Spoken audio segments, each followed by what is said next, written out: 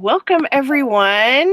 This is PD Coffee and PJs, and this event is put on by Google Educator Group New Mexico, which is a free Google Plus group that any educator in New Mexico can join. And if you are not a member, we are going to put that link up here in a little bit so that you can join. And that's where we announce things like these virtual PDs, face-to-face events that we do. We share resources. We do a lot of things on that group. So I would definitely encourage you to join. It doesn't cost anything. It does require a Google Plus account, which most people have to use their personal accounts. I know in my district, Google Plus is blocked, so I had to use my personal account, but we will get you through that and how to join. So I'm Leslie Clark, and I am a digital learning coach for Santa Fe Public Schools, and I'll let Chris introduce herself. I'm Chris Armijo, and I'm an ed tech specialist at Moriarty Edgewood School District. And we are going to be your trainers, your comic relief, your early morning talk show, if you will. And I'm going to actually share my screen if I can. Again, this is our first time with YouTube Live, so please be patient with us as I figure out how to share my presentation and move back and forth between screens. Okay, do not want entire screen.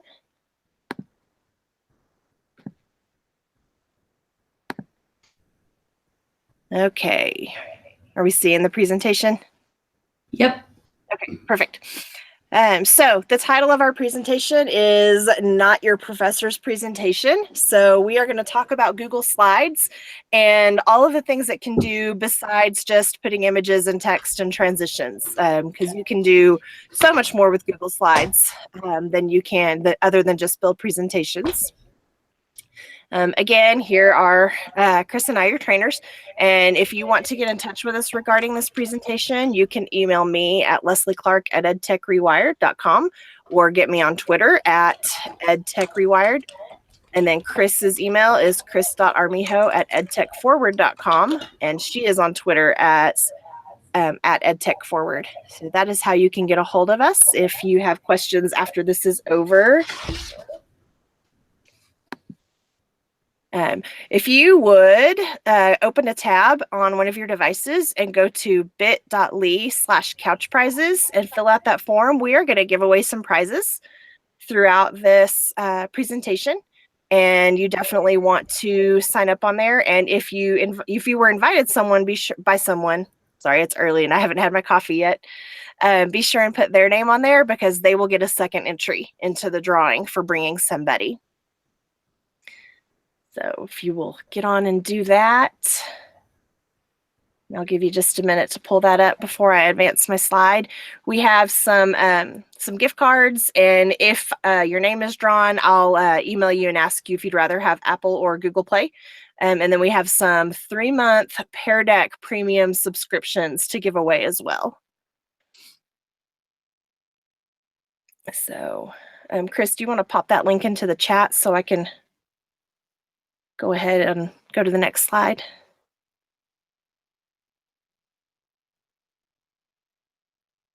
Did I lose everybody?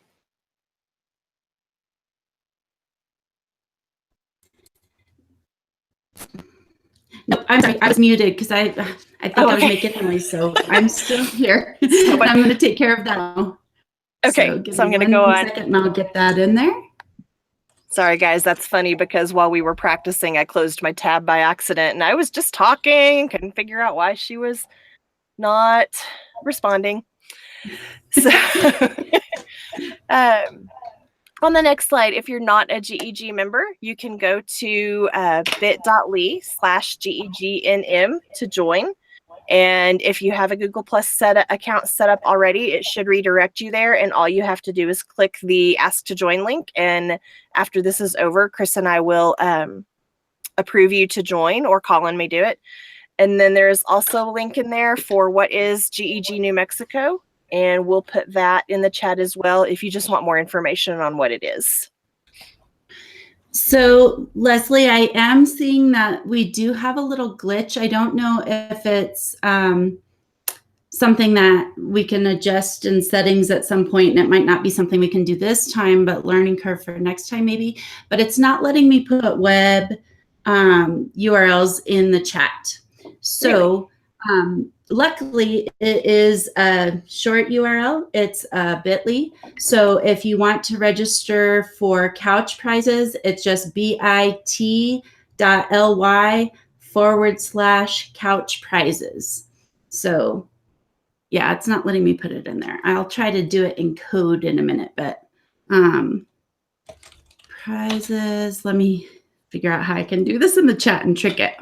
I'll drop it in there and they can copy the text at least and paste it in. It'll let you put it in because you've got the crown. Oh. So I just can't put it in. So good to know. Okay, so it's in there. We're good.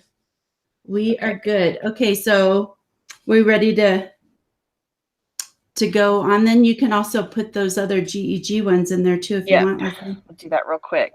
Perfect. Sorry, technical difficulties. Please stand by. Learning curve. Thanks for your patience.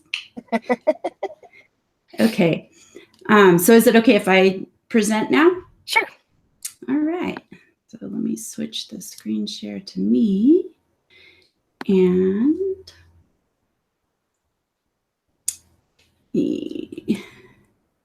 oops, that's not what I want to do. I do want to screen share. I think I'm sharing. What's happening here? Okay. Leslie, can you see my screen? At the moment, I just see myself, but hold on. Okay, so maybe I went out of sharing. Sorry. Okay, let me try that one more time. Share. And how's that? There we go. Better? Yes. Okay. Perfect.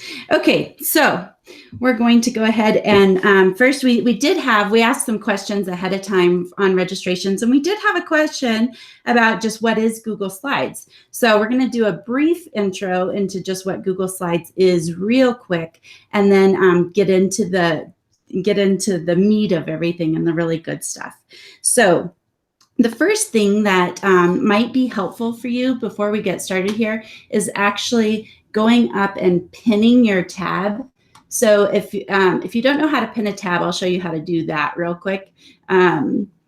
If you go to the top of the tab and right click, you'll get a menu and you can just say pin tab, and that will make it smaller and kick it over to the right, however far it can go over. And then that way you won't accidentally close your tab while we're presenting today, because you may want to open some more tabs and do some things along with us at some point. In fact, at one point later on, I'll ask you to do that. So that might be helpful. Okay, so I'm going to go ahead and close this one and go back here. And all right, so brief intro to Google Slides. So basically, Google Slides is Google's presentation app as G Suite, and it really is similar to other presentation software such as like PowerPoint or Keynote or any of those. But of course, Google Slides is unique in that it's very googly, and it fully integrates with the rest of G Suite, which makes it a pretty powerful tool. G Suite features like auto-saving, real-time collaboration, Google Classroom integration, and all of those cool things make it a very, very friendly application for teacher use and student use. So this is definitely something students can get into and be creating content and doing interactive activities and that kind of thing for sure. But in the bigger picture, we said at the beginning that this is not your professor's presentation and our little title for this, because this is not just about linear, direct instruction, lecture style presentations.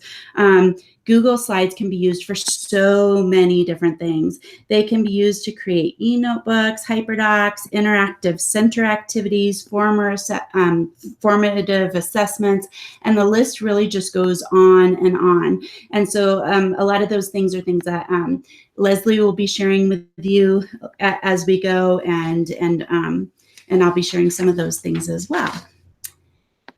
Okay, so for those of you, and it looked like many of you are kind of already into slides, so that's cool. Hopefully we'll have some nuggets of wisdom that we can share with you today. People were asking about updates. So I'm going to share with you some of the updates that came out just this past fall that are very exciting things to Google Slides.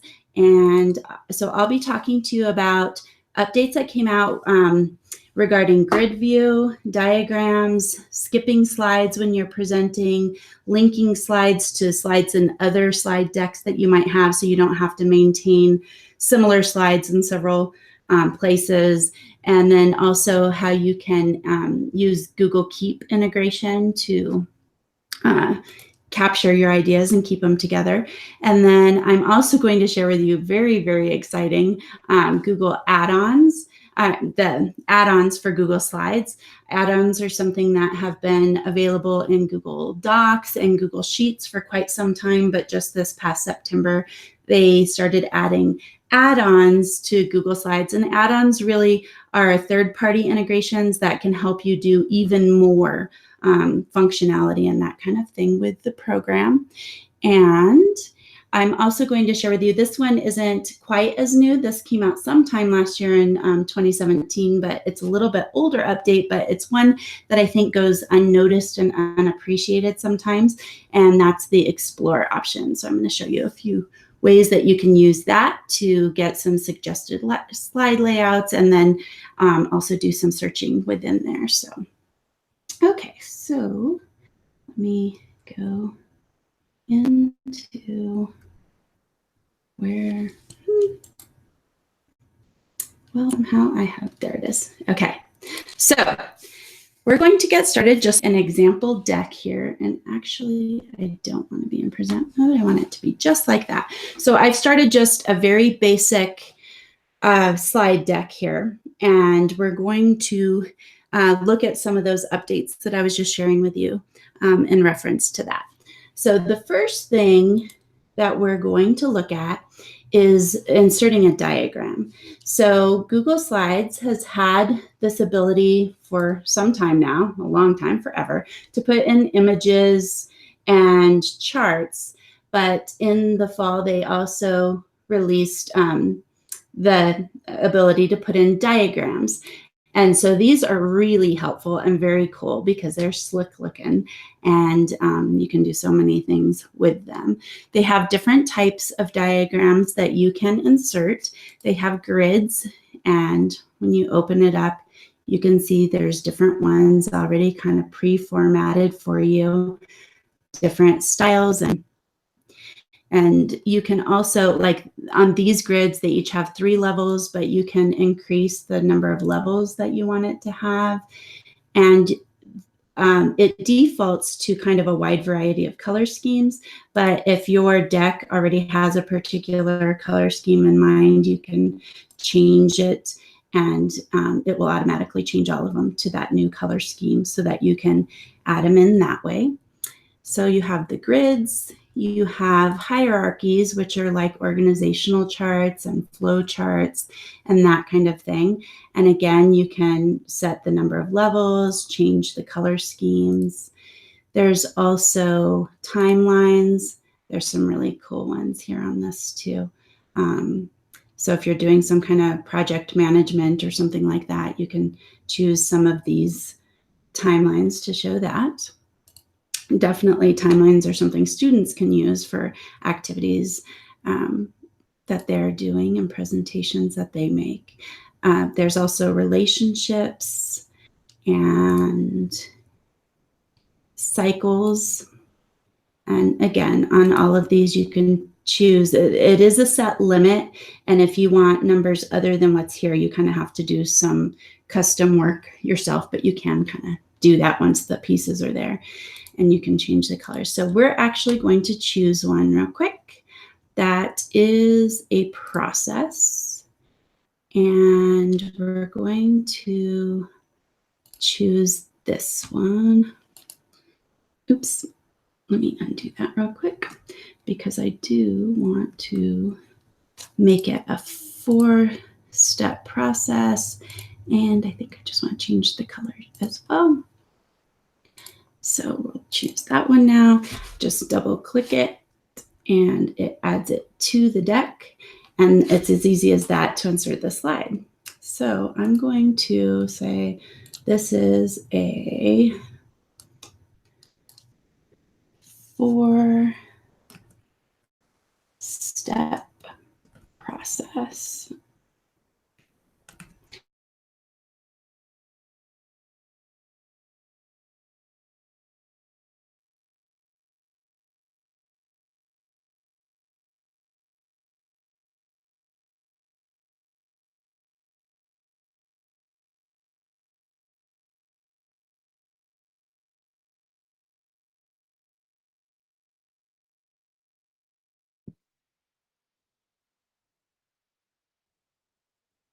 I think we may have lost Chris.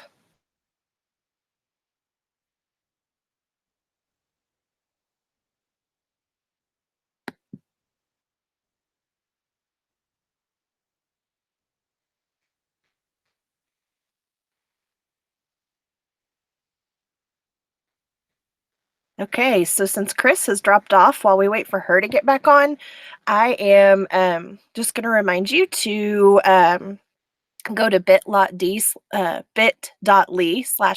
prizes and register for the couch prizes. It shows that there's a few more people on than have registered, so be sure you register so that when we draw for those prizes, you'll get included in there. And I'm sure she will be right back. I would continue for her, but I don't have access to her presentation right now. If you have any questions, I'm glad you guys are using the chat to kind of work through some of the AV issues. If you have any questions about the slides presentation too, if you'll put those in there for now. As one of us is presenting, the other of us is monitoring the chat so we can try to answer those questions the best that we can.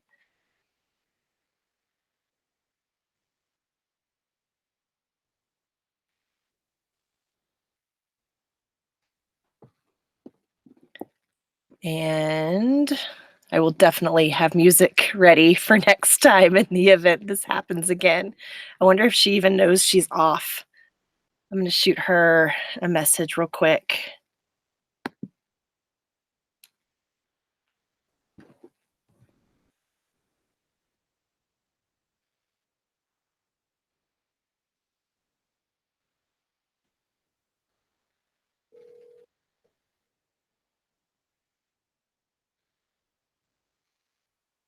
Hello? Hey, you know you're off, right? Yeah, Okay. so it's me. I just found out. Paul just told me, so I'm not sure what happened. Let me try to reload. It won't let me. Oh gosh. Okay, do you want me to just skip onto one of my sessions while you get back on? Will you Okay. do that? Yep. So it's still there. It's just me. It's just you. Yeah, we're still up. Okay. Okay, bye. Okay, so we're not sure what's up with Chris, so I'm just going to skip on to one of my sections. Not ideal because it'll be out of order, but that's okay. Time for a joke. And of all the ones I have, I'm completely blank now, of course. So I'm going to share my screen.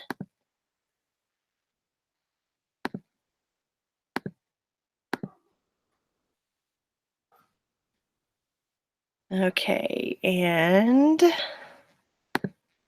she was doing the updates. Okay, so I'm going to skip and tell you about Slides Carnival. It's a nice little filler. Slide Carnival is a website that has a ridiculous number of pre-made slide templates. So if you haven't seen Slide Carnival, I totally encourage you to go check it out. They will work for PowerPoint as well, if that's what you're into. These are some of their new ones on the front page of the website that they just came out with, like, really recently, like earlier this week. I love the Chinese New Year, Year of the Dog. But that's not all of them. Those are just the new ones. And if you're looking for a specific theme, you can filter them by formal or inspirational or creative. So I'm just going to look at playful. And here are all of the templates that they have tagged as playful. And when you find one that you think you like, then you can click on it. And you can come through and preview what it looks like. And one of the things I like about, excuse me, about Slide Carnival, if you're new to building power presentations, every single one of these power templates looks the same. On the front, it has an instruction for use, how to get it into your editor of choice. And then it has model slides. So literally all you have to do if you're new to building a presentation is go in and change the text to match what you want to use. So you go through and you preview, and if this is the one you decide you want, then you're going to click for, in our case, use as Google Slides theme. And what it's going to do is come up with a forced copy link. So I'm going to make a copy of it, and it is going to go into my drive. So from here, there are one of two things you can do with it. You can either rename and edit this presentation, or you can just let this one, hey, she's back. Let me finish up Slide Carnival real quick, and then I'll get it back to you. No problem. I am so sorry. I don't know what happened, but I'm back. Technical difficulties. Please stand by. We're going to get an image that used to be on the old TVs when the channels went off the air of the colored bars. And start throwing that up there. So as I was saying, there's one of two things you can do with this presentation now. You can either edit this presentation and rename it and do what you want to do with it, or you can let it sit in your drive. And the reason you might want to do that is if it's a template you might want to use frequently, it's in my drive, so I can come in and create a new slide presentation. And I can go into theme once it loads. And then down at the bottom of themes, I don't know if you've ever noticed, there is an import theme button. When I click that, it's going to pull every presentation I have ever done or has ever been shared with me in my drive. So now I can just click on that theme and I can import that theme.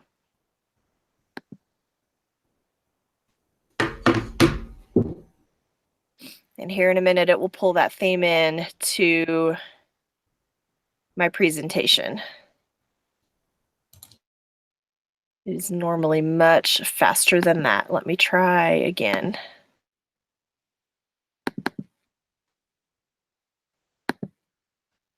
Import theme.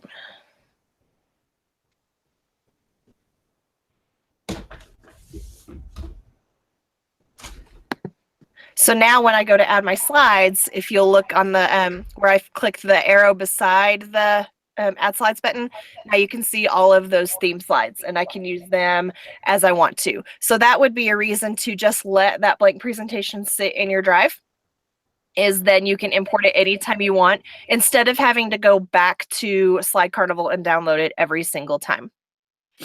So that is Slide Carnival. It is one of mine and Chris's favorite resources for Google Slides because there are far more creative slide themes than there are just in Google, and far more creative than I could ever come up with by myself.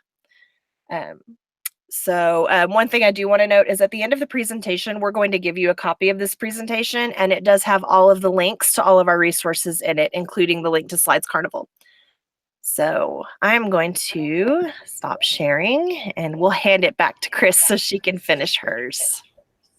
I am so sorry. Okay. You know what? It's happened to everybody here. It's all good. Okay. Okay, so let me get back in here real quick. think I was here. Am I sharing? I don't think I'm sharing. Am I sharing? Mm-hmm. Can you see my screen, Leslie? Yes, I can. Yes. Okay, we're good.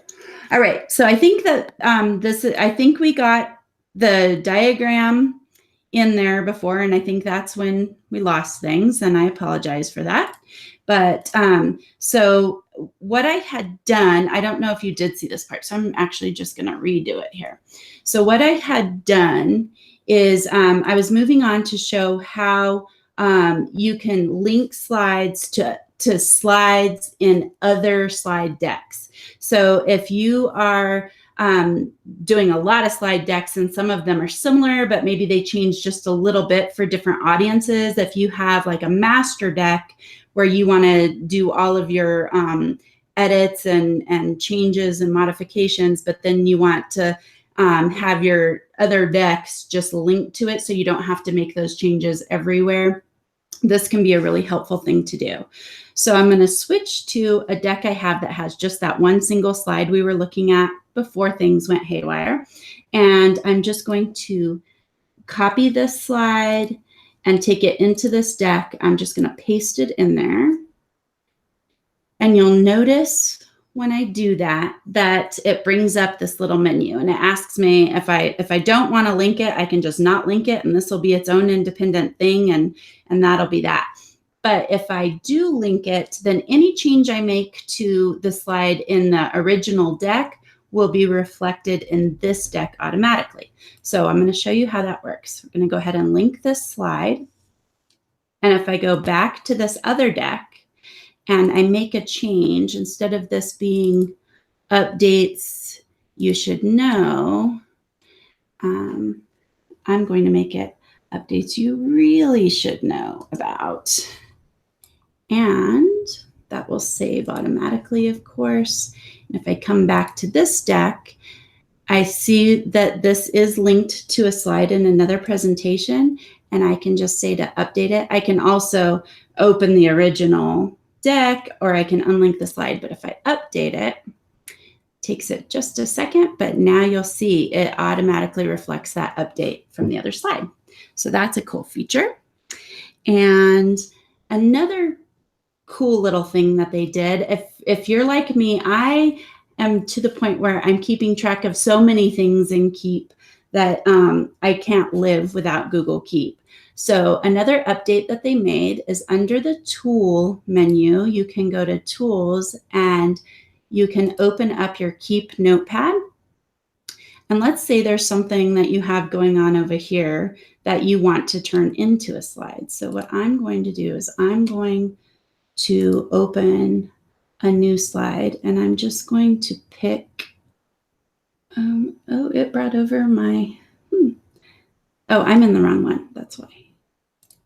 Nope, I wasn't in the wrong one. It brought, what am I in? Okay. It brought over my other things. That's funny. When I ran through this, it didn't do it this way. That's okay. I'm just going to do a completely blank slide at this point. Oh, no, I'm not. I have what I need down here. Just ignore me. Sorry. All right. I'm going to go to this slide. And this slide, I'm going to bring over this picture that I have from Google Keep. This is just a great page from a great book I've been reading. And this is a cool little thing for teachers. These are like little stickers. So you could put stickers on kids' work. So I can say that work is brilliant. And so you can bring things directly over. You can bring text over. Anything you have in your Google Keep, you can just bring right over and set it in there. And that's Google Keep integration. All right. Another update was this grid view. So you can now see all of your slides in one place, which can make it easy for skipping right to things or whatever you want to do there. And if you double click, it just opens it back up to where it was. So grid view is a simple little thing that is helpful though. And also they made it possible for you to skip slides when you're presenting. So let's say I'm going to present to a particular group, but I don't want them to see this particular slide. So all I have to do is right click on this and say skip slide. And now that one won't even show up in the presentation at all when I go to present. And I'll demonstrate that super quick for you. If I'm in present and I click, that one was gone. So it didn't even show up, which is nice. All right, so that's those pieces. Now we get to the exciting stuff, and that is the add-ons. So if you look at the top of the screen, there is on the menu bar a place for add-ons now. And I have a few installed. I have Icons by Noun project. That one, there's no fee to get the add-on, but in order to actually use the icons, there is a fee, so I pay for that. Pear Deck, I'm going to talk about at the end because we saved the best for last. And Unsplash is photos that are beautiful photos. This one is free, so I'll be showing you that one in just a moment. But to get add-ons and see what's available, you can just click on Get Add-ons, and it will bring up all of these wonderful things that are available for you from third parties to extend the functionality of Google Slides. So they have all kinds of things here. Like I said, best for last right here, but they have things for just making copies magically. I'm real curious about this one with the putting music notation in your slides, all kinds of things. Some of them may involve costs, so you kind of have to investigate and explore a little bit. And I haven't even explored all of these, but this Unsplash is the one that we're going to look at next. And so if you want to get something, you just click it and it'll show you if it's free or not free or whatever, and get more information about it before you add it. Okay, so I'm going to go to Unsplash Photos, and actually let me make a new slide here.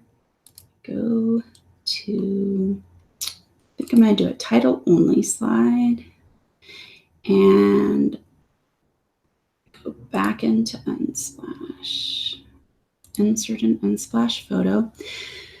So it'll bring up a sidebar over here, and you can browse kind of their featured things, whatever they have featured today. And they just have these beautiful, beautiful photos. Or you could search something specific. For example, we could search coffee, and it will bring up beautiful, high resolution, completely free. And they have Creative Commons that allows you to use them freely in your presentation. So you can pick one that looks interesting to you, and it will crop it and make it fit exactly in your slide to take up the whole slide if you want it to. And they're just beautiful. You can resize them. You can do any of the cool tricks with them. You could, let's see, if you go to crop and we mask it, we can put it in, let's put it in a heart because we love coffee. You can do all the cool things you can do with the images, but they're just beautiful images that are completely free to use. So what we're going to do actually is we're going to make a slide about collaboration. And so I am going to go find a photo about collaboration and see what it comes up with here for us. And I think I'm especially fond of this one because I'm pretty sure my daughter is in it. Can't see faces, but I know it's her because these are her jeans. These are the jeans I have to beg her not to wear to school every other day. I'm not sure if those are her knees though, so maybe they're being borrowed by a friend or something. But that is my kid, I'm pretty sure. All right, so I have this slide now for collaboration. And the way it's layered, I have my title under it. So I could go to order. I can move it backwards. And so now my title's here, but it's kind of getting lost in there. So that brings me to show you about this Explore button. This slide needs a little something still. It has a beautiful image, but it needs something else. So if I click on Explore, it's automatically going to look at the slide and go, whoa, maybe we could do something better for you here. And it'll start suggesting things for me. So we could just kind of skim through these. That's not so bad. That's pretty good. Like that one, okay. Let's see, which one do I want to go? I think I'm going to go with this one. That'll work. You never know what it's going to give you. And last night when I was going through this, it gave me some different things. But yeah, we're going to go with that one for today. So you can change the layout that easily. So I think I'm actually going to come back up here and show you that it'll do the same thing on any slides that kind of need something. And so I'm just going to dress that one up a little bit too. So Explore is great for that, for helping you get slide layouts, that kind of thing. But it's also a search tool because Google obviously is the master of all search tools. So if we wanted to look at, actually, I'll come back down to this collaboration slide. And if we wanted to look up collaboration, we can search the web, and this will link us out to websites if we wanted to get some information, maybe to put in a text box over here. We could also go out and get more images of collaboration. Let's see, maybe we need something in that space over there. So yeah, we're going to go ahead and add that one. I think it's transparent. So we're going to add it to the slide here. Give it a second. Resize that down. Stick it in there. All right, so you can search for images, and then you can also search for documents in your drive that are related to your search. So Explore is good for those things. All right, and then I think that's all I have for this section of what I have. So I'm going to turn it back over to Leslie now, because I think she has something more fun at this point. So let me stop sharing here if I can. Am I still sharing? I think it just went off. Okay, perfect. Okay, so Chris, I have a question for you really quickly. In the Explore tool, the image search is no longer filtered for reuse. Is that correct? So it wasn't, but last night when I was playing with it, let me go back in there real quick. Last night when I was playing with it, I don't know if I just got lucky and every single one that I was looking at last night did say that it had Creative Commons. I don't know if they've put that in, but just aren't advertising it or not. So that is something to be aware of, to be cognizant of copyright laws and stuff like that. With Unsplash, I know that whatever I put in there is completely legal. Right now, the image search, you might need to it does put the link for you. And let me screen share one more time real quick, because I'll show that part, because that is a very important question. Am I sharing? Yes. Yeah. Okay. So if I brought this in from the Google search for images, it brings the link in, and so you can get to it. Well, no, it's just bringing the thing. They do make it a little bit hard to do the research to find out if you can actually use it or not. So I would think that maybe they've added that back in, but the answer to that question is I really don't know. I'm so sorry. No worries. We will research that one and we will find the answer. Okay, so I'm going to share my screen.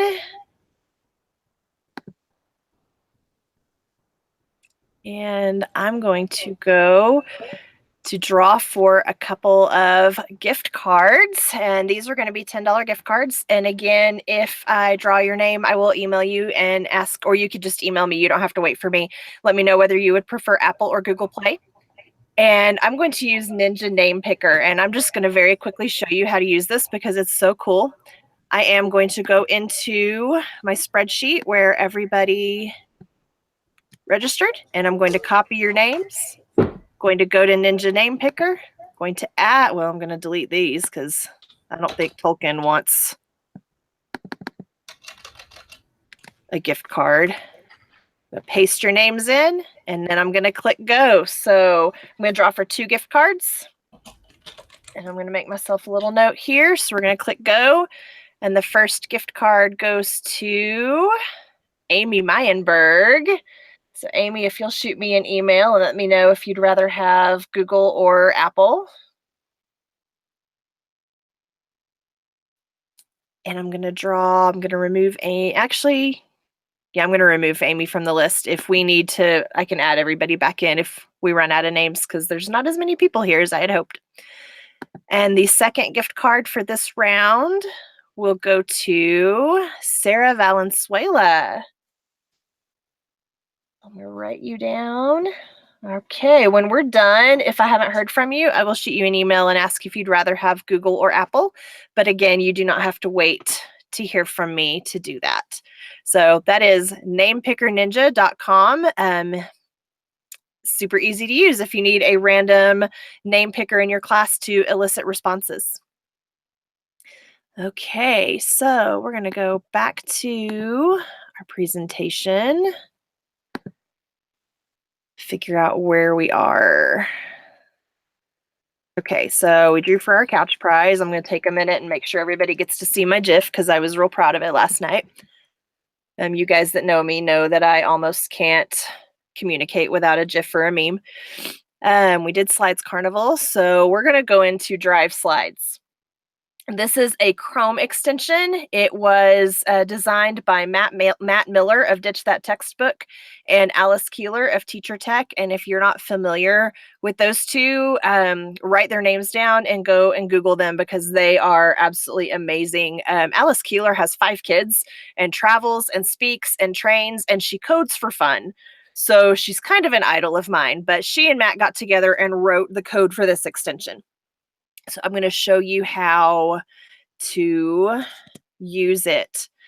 So the first thing you're going to do is you're going to need to install the extension. And I'm just going to do a quick review over how to find extensions. If you are logged into Chrome, then you have this little icon in the top left, and that is your Chrome apps. So any apps that you've installed or that have been automatically installed will show up under that button.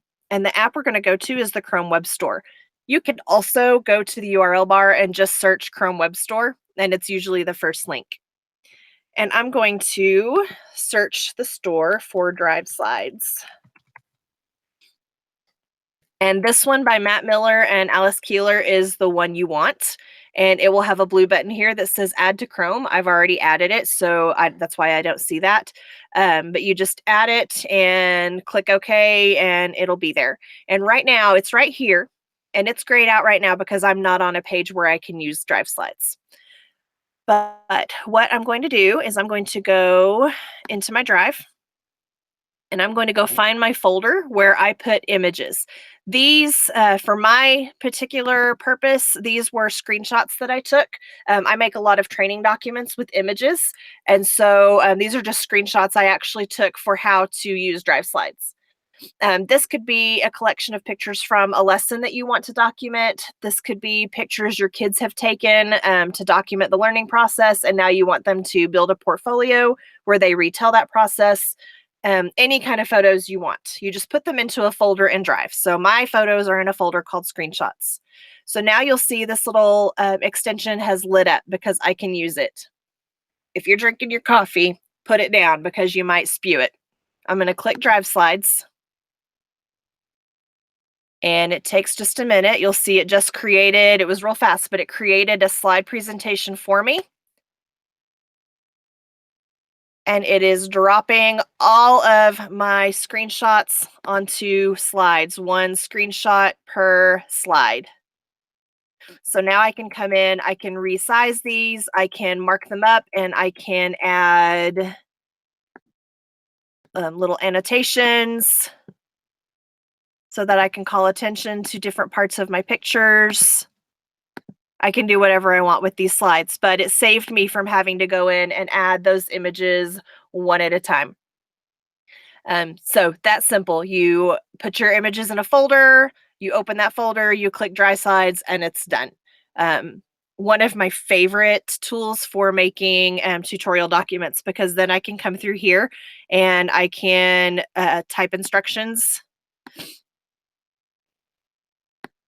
add text boxes below them, and then I can either just send this slide presentation out as it is, or I can save it as a PDF and send it out as a PDF.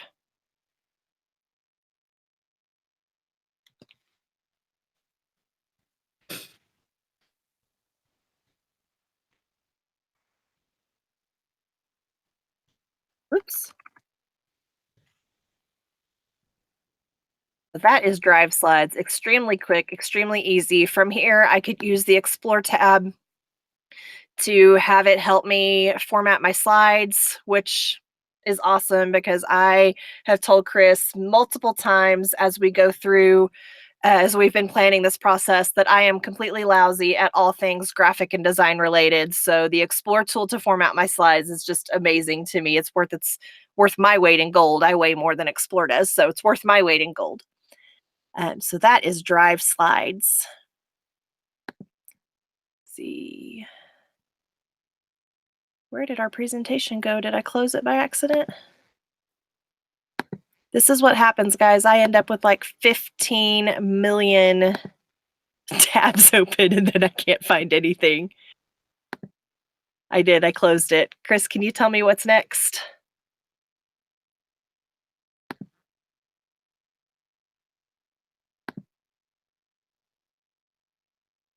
Chris, did we lose you again? No, you didn't lose me. I keep muting because I'm too Okay. noisy when you're talking. I'm sorry. No, you're fine. I just forget I'm muted. After this morning, I'm paranoid. So, so I think, were you going to do, I messed up the order a little bit, but I think that we're on. Are we on the new docs? Yep. Okay.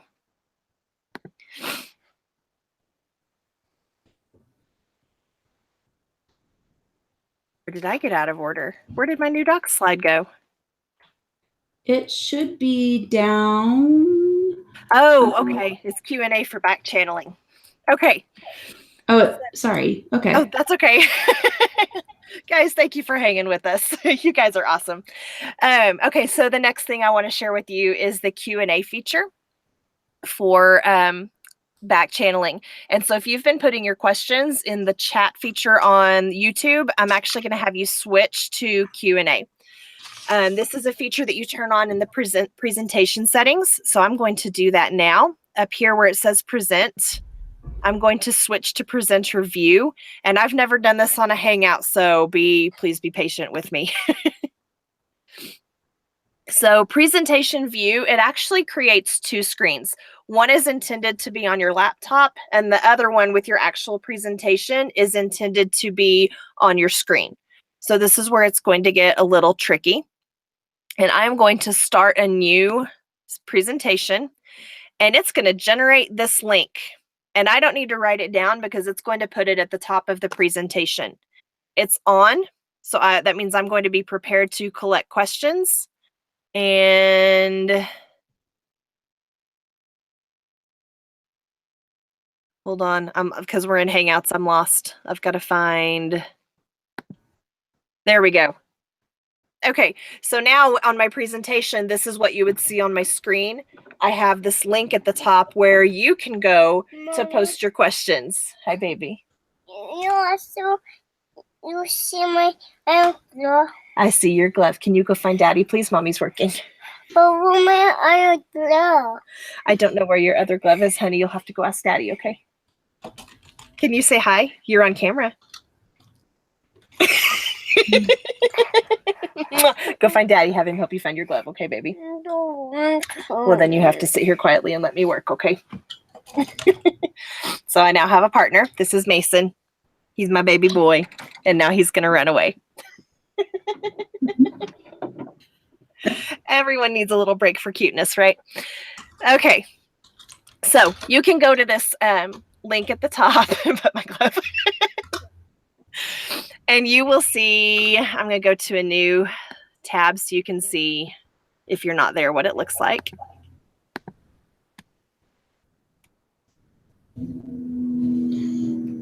And so, thanks, Chris. You're welcome. I hope the missing gloves gets found. So if you put your questions here, you will be able to see everybody else's questions. And then from here, if somebody else has the same question you do, then you can do a little thumbs up. And the more thumbs up that question gets, it will move it to the top. Daddy, no, I see my glove. Okay, you're going to have to go look for it, honey. Mommy's working. Okay? I don't want to. Well, then I guess you won't have it. Please don't come in again, okay? I hid in the closet so that hopefully that wouldn't happen, and it failed. Mom's job is rough. It's never done. So if you see a question that you have also, if you'll click that thumbs up, then it'll start to move those questions at the top. So when we get ready to address questions during breaks or towards the end, then that will tell us, okay, we need to address this one first because it has the most votes. Most people have that same question. And you can just run that during your entire presentation and switch back and forth. The neat part is my little Google Hangouts is sharing. Okay, so I'm going to actually take Kathleen's question and I'm going to try to get it in there. It's not cooperating very well. Okay, so I'm going to go back to my presenter mode. So the other screen I was on is what you guys see. This is what I see as the presenter. So I'm going to come down here and take Kathleen's question. And if I can get to it.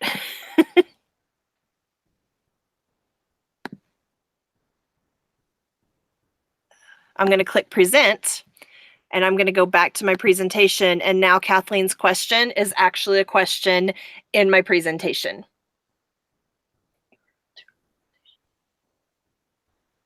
Okay, Elizabeth, I'm going to go ahead and address your question. So every time you create a new presentation, it's going to create a new URL. So if I put this URL in the chat, it's going to take you to this question, and that's probably not what you want. So I've clicked on Kathleen's question. It's now a part of my presentation, and we can now discuss it as a class. And actually, regarding Kathleen's question, Chris, were we going to address that later, or should we just go ahead and address it now? We could just address it now. I think Okay. this is similar. I don't know if it was also Kathleen's question on the registration form or not, but it may have been. We had the question, is there a way to assign specific slides to individual students so other students don't get on someone else's slide? That was Kathleen's. Okay, so Kathleen, the quick answer to your question is no, there's no way to do that. I'm not sharing my screen anymore, I guess. No. I think you are. It's just when I talk, it takes over, and then that delay is confusing. Okay. But you're still good. Okay. So Kathleen, the quick answer to your question is there's no way to do that. But what, let's see, for littles, it might be kind of complicated. What you could do is have them just create their slides in their own presentations. And then when they're finished, show them how to copy and paste it into the master presentation. And that serves a couple of purposes. One is they have their own work area, so they don't have to worry about a kid deleting their slide or anything like that. And then it does keep kids out of it. That might be a little complicated for little kids, but little kids can do a lot more than we give them credit for. So I think with some repetition and maybe an anchor chart of some kind, they could be taught how to do that. So, but as of right now, there's no way to limit access to specific slides.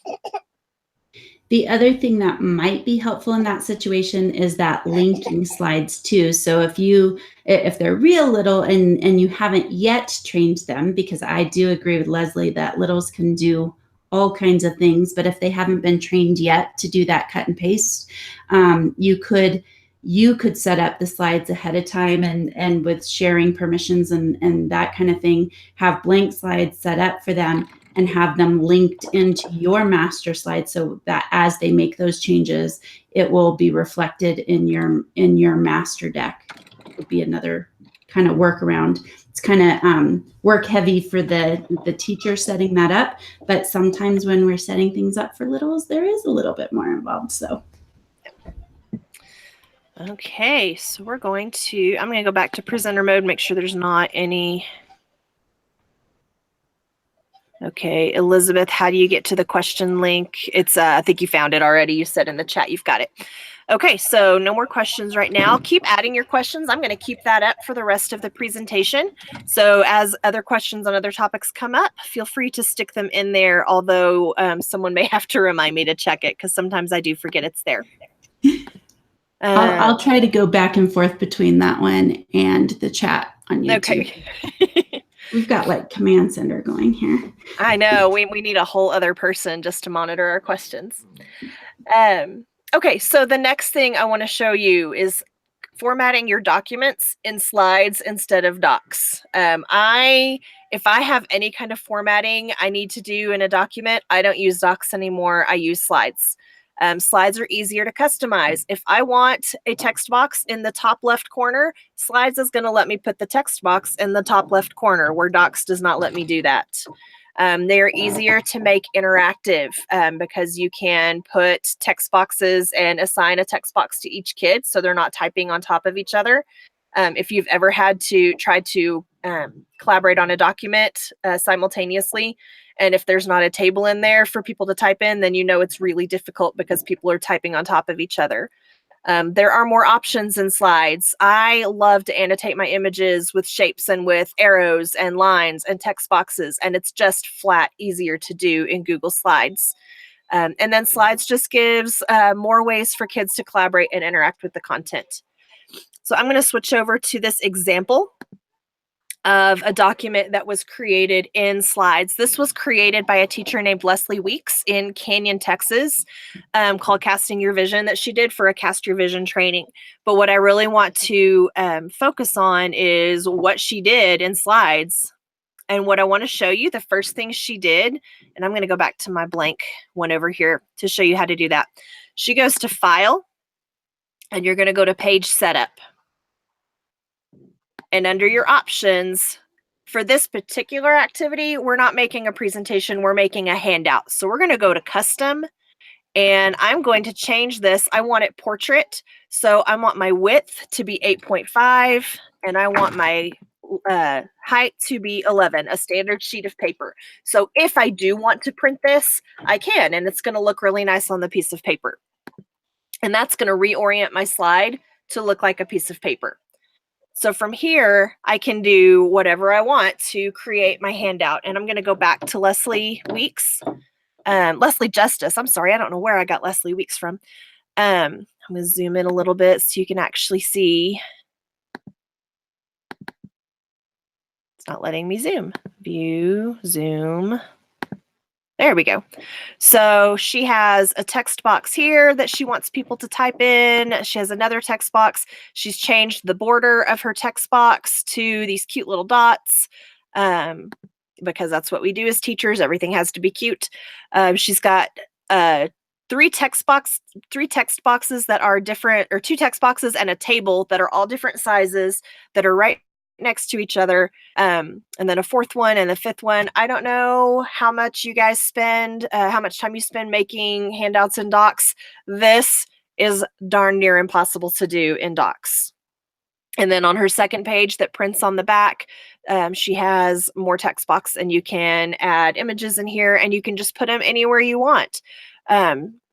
So if you've ever tried to add an image into a document, it just places it kind of next in line on the text. And if it decides it's too big, it pushes it to the next page, and it's really a pain. Where with slides, if I want an image, I can drag that image wherever I want it. And it's not going to argue with me like Docs does. It says you want it right there, fine, it's right there. It may be too big, but it's going to put it where I tell it to go. And I love that about working with images and slides. But really the trick is, if it's something you want to print, is to change those dimensions in the page layout. So I'll just show you one more time where to do that. You go to File and then Page Setup, and you change it to either 8.5 by 11 if you want portrait, or 11 by 8.5 if you want a landscape document. And that wasn't so much of a how-to as just a did you know you could do this? Because I feel pretty certain most of you know how to build text boxes and things like that. If you do want the cutesy dotted lines on your text boxes, I'm going to delete this one. And I'm going to zoom in again. I don't know why that's so small. So it's really easy to do. The downside to slides is you can't just click and start typing like you do in Docs. You actually have to insert a text box or you can't type, but it takes no time at all. You just pop it in there, and then you go into your border dash if you want to change the outline of your box. And there it is. And then I can change the color if I'm going to deliver this digitally, then I can change the color and really get crazy with it. It's trying to create another text box. Time. Okay, so now I can type in my guiding question or whatever it is I want kids to do. It's time. Only to come here for gymnastics. Then when I deliver this, then the kids will be able to just type their answer into the text box. I'm going to go back and check to see if there were any questions here.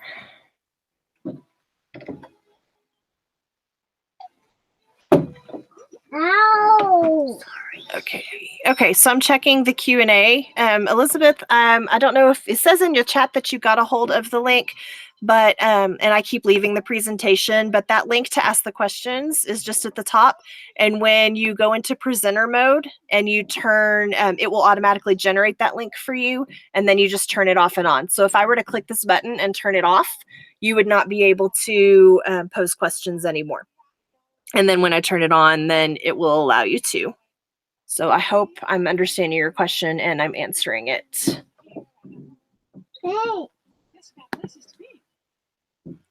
Okay, so that is using slides as the new docs. And it is time for another couch prize. So I'm going to come back in here.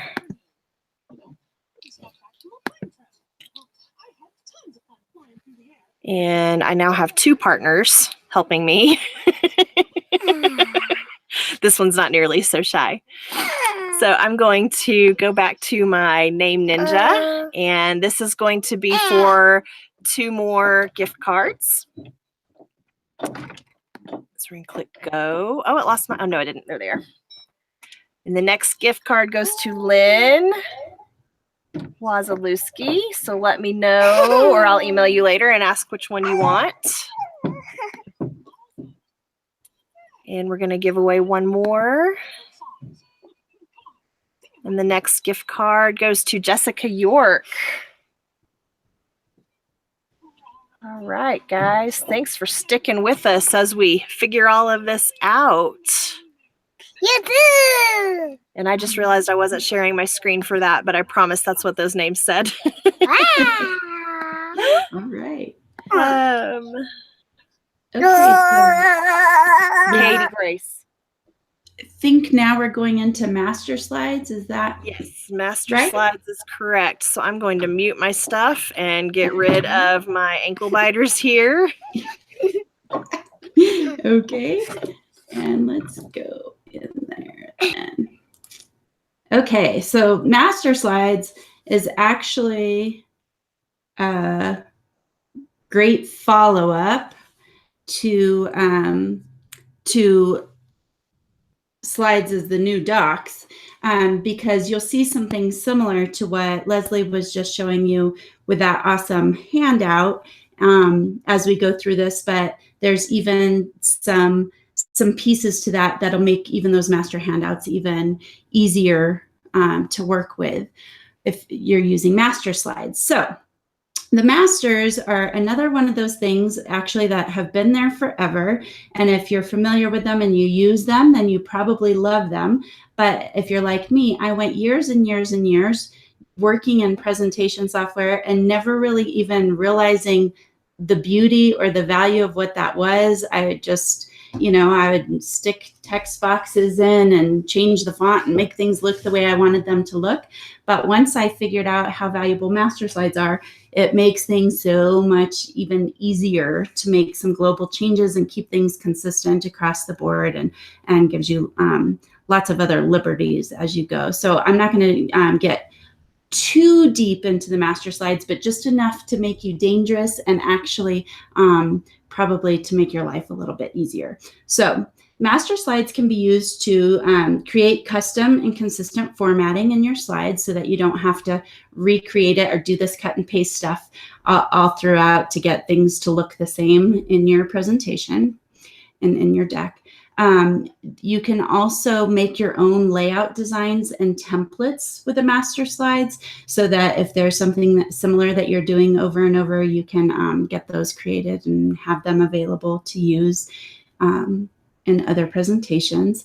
And then the most important thing that I know a lot of teachers appreciate once they have students working in interactive decks, if you don't have things kind of locked down in the background of a slide and you have elements that aren't meant to be moved around, it's really easy for a kid to click on something and start resizing it and moving it and things like that. And so if you're using the masters, you can lock some things down in the background so they can't be moved or changed. And then only the parts that you want students to manipulate can be changed in that sense. So that's really helpful. So let me go ahead and get into, I'm going to go back to my example here. All right, so we're in this example deck that is looking a little hodgepodgey. It's kind of a quilt, some crazy stuff going on, but don't think of this as a full deck. Think of it as individual slides that are not really related to each other. Okay, so what I'm talking about with the layouts is when you add a slide, you can just click to add a new slide and it'll default to add whatever kind of slide you added last.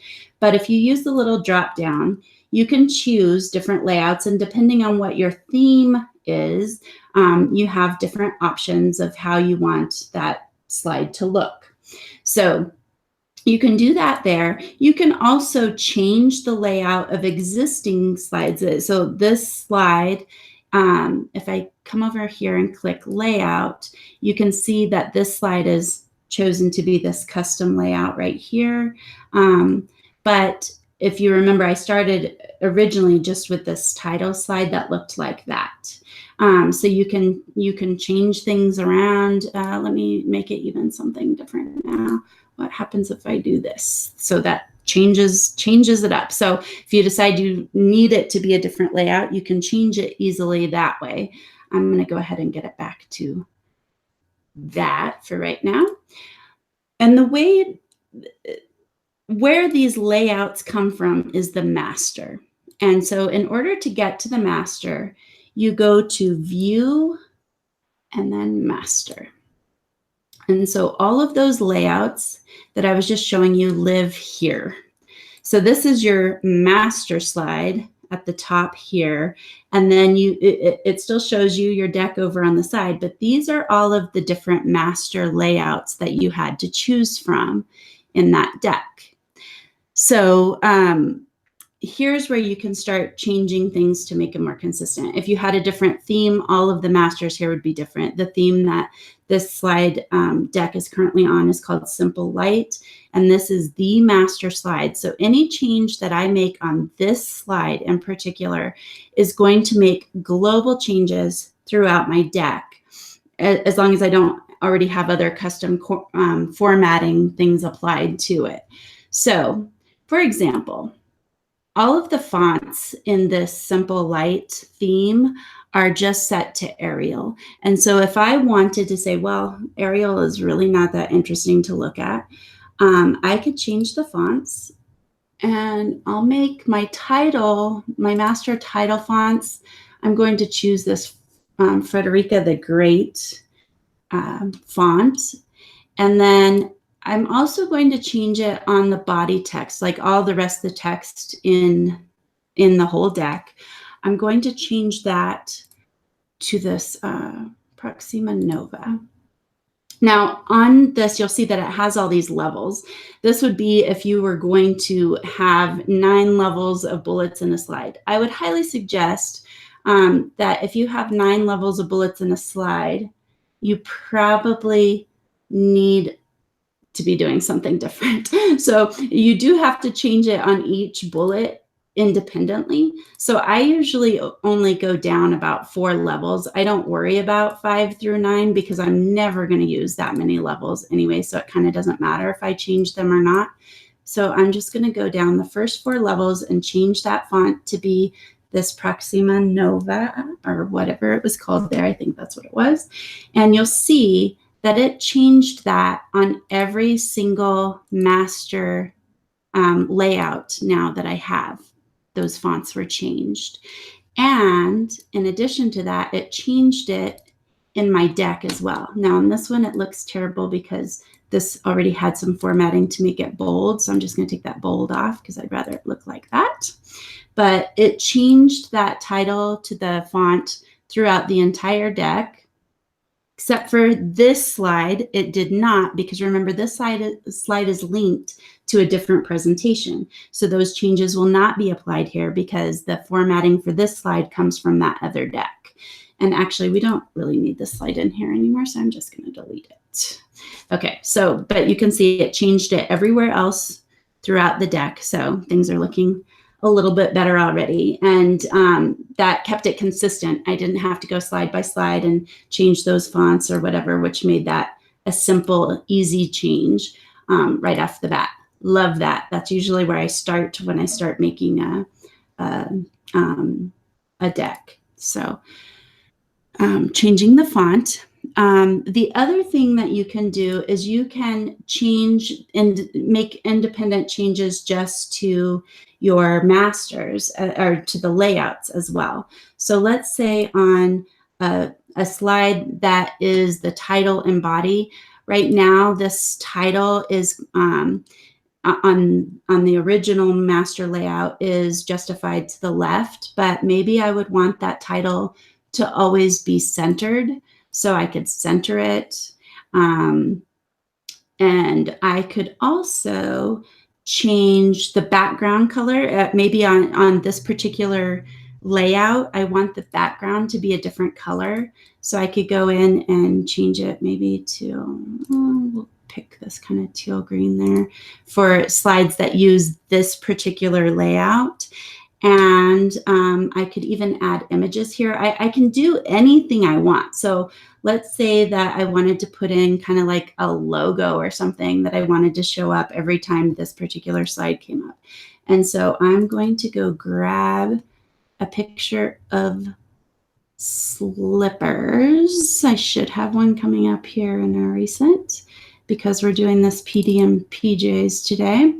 So I have these slippers here, and maybe I just want to make this small, and that could be a little logo for this presentation. Put it down in the corner. And every time this particular layout is chosen now, it'll look like this. And I'll go back into the deck to show you that real quick. So if I go to add a slide, I can choose that title and body, and you can see now that is automatically going to have those changes. And those slippers, you'll notice, are locked in. They can't be moved. They're already there. So that becomes a handy feature later on. I'm going to go ahead and delete this one for now and go back into that master real quick, because maybe I want this, instead of just on this slide, maybe I want it on every single slide in the deck. So if I go back up to the master slide and put those slippers in the bottom right corner there, you'll see it added it to every one of those layouts now.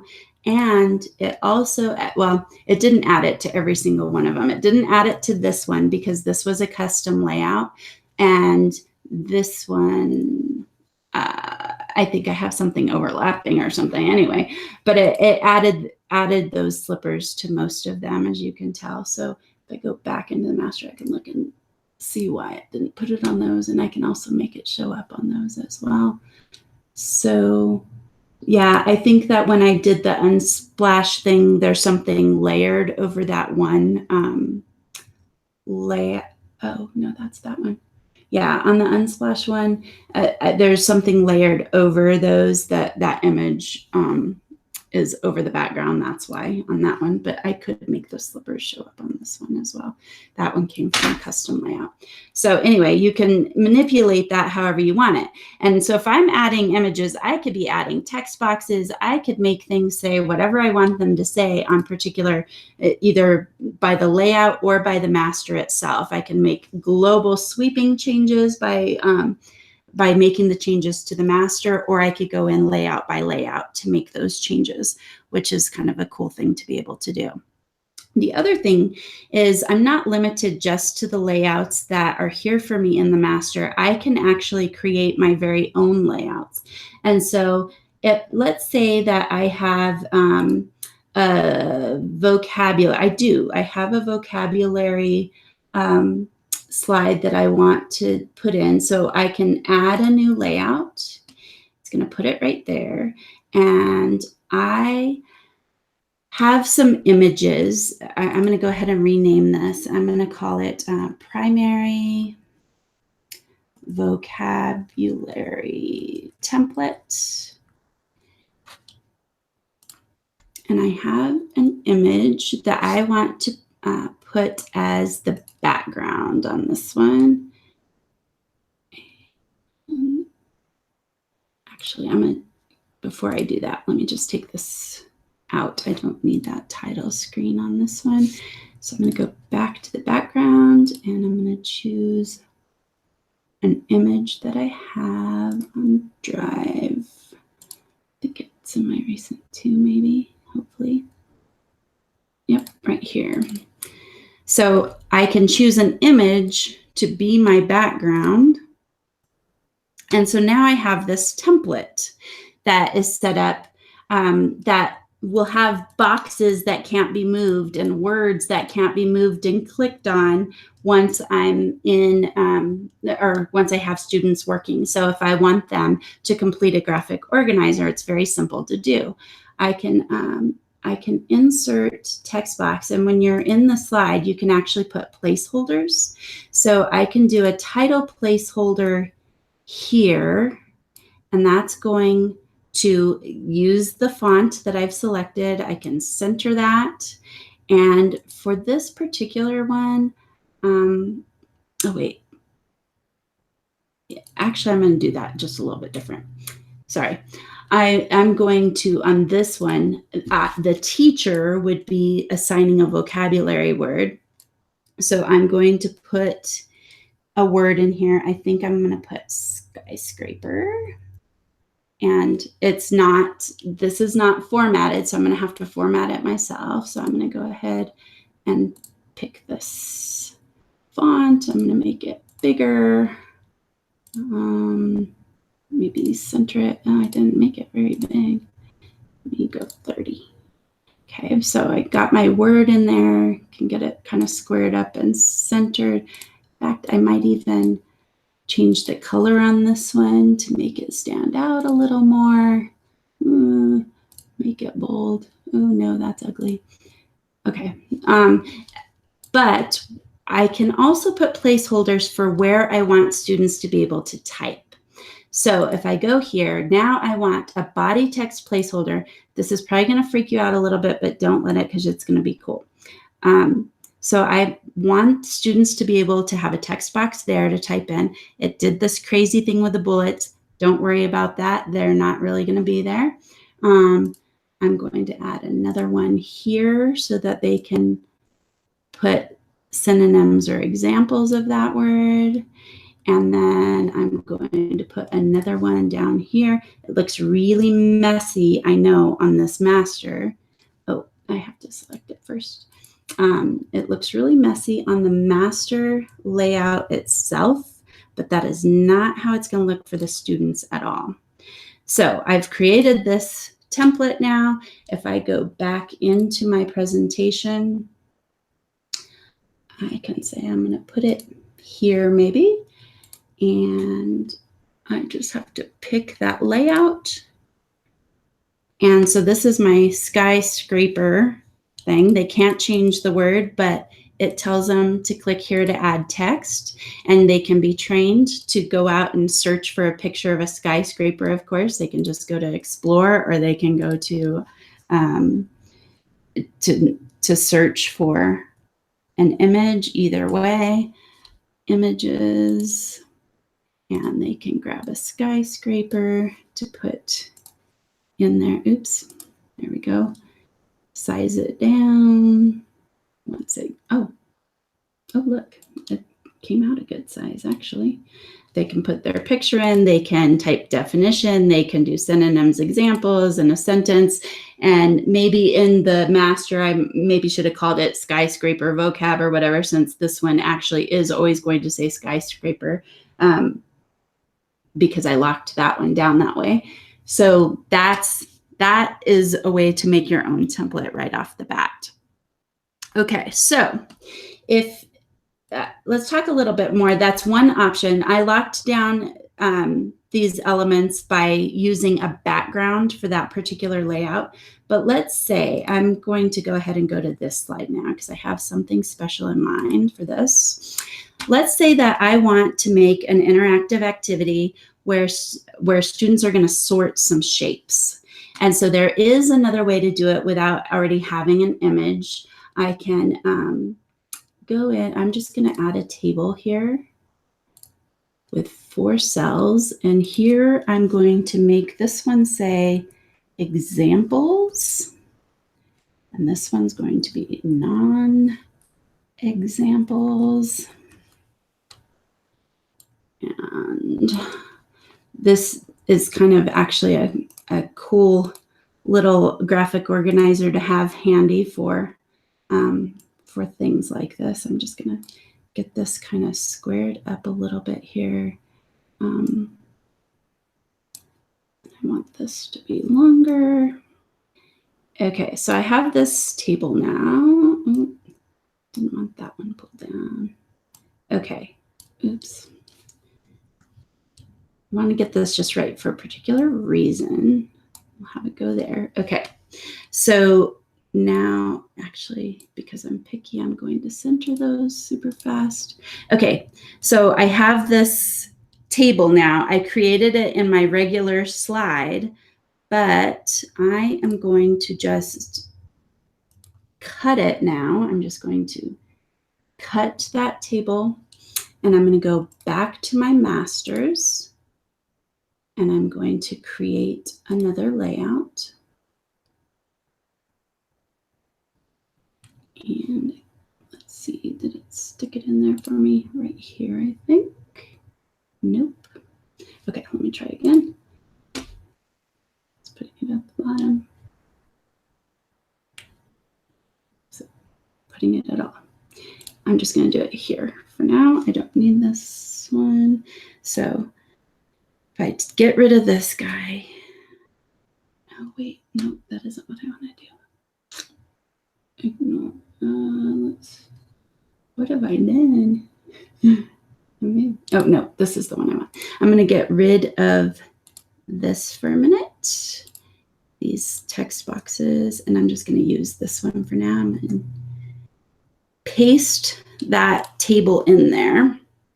So, and if I go back to this and I change the layout to be the one I just put in, which is right here. Now that table can't be moved. It's locked and things can easily be moved around, right? So I have that done pretty quickly. If I give this, oops, what did I click there? If I give this a title, we're going to call it polygons.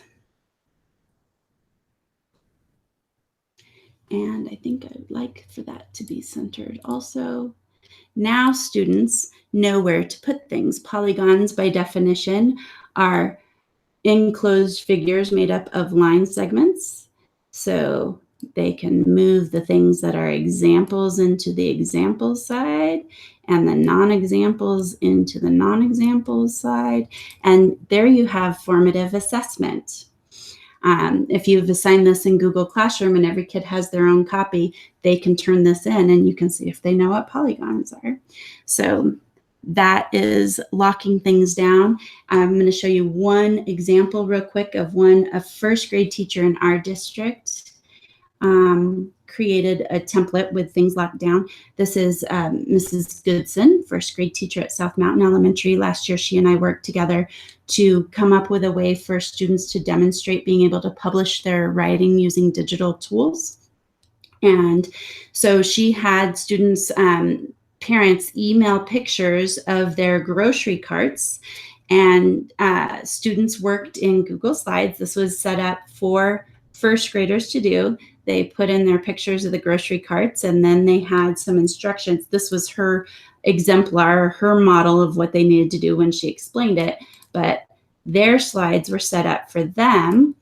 So they would insert their picture, they would move a red circle over to circle their item, and then they had writing prompts where they actually had to go in and do their writing, and only the text boxes were there. And again, these were set up very much like what Leslie showed you because they were printed and then put out in the hallway. And so they made these books and published their writing using digital tools in Google Slides. So that is what I have for master slides and how awesome those can be.